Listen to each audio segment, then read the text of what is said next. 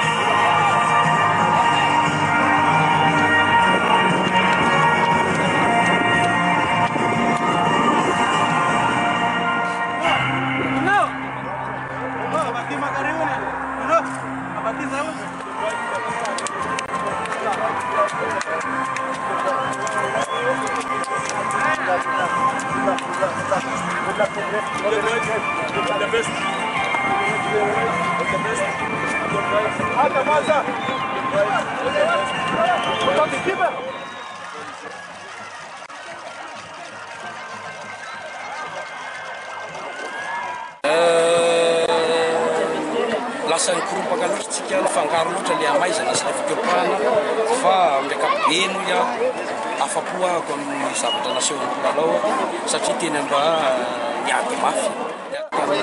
Inona ny tena hoe mampatanjaka an'ilay mpifanandrina raha mihoatra amintsika hoe tsy nahavakina azy?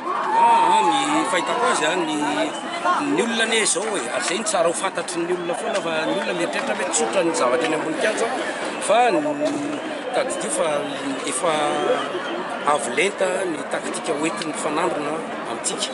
Tsika zany iverike milalao amin'ny niveau zay tsy iainantsika dia tery manao effort be dia be ka reny no hitako hoe mafy be zareo amin'ny resaka taktika nentina ny divana androany nefa na izany ny iverike ny chance ny tsy tatevintsika. Mety hoe ezaka tokony ataontsika?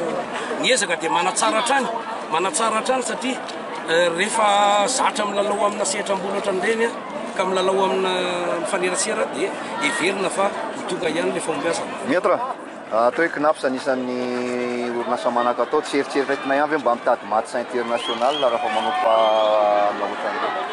Eny zay ny tena tsara indrindra fa zay aloha ny zaka teo dia tsy afananoatra fa tsisy tsara ohatran'izany hoe misehatra milalao resa-pirenena na dia hoe amikalina fotsiny.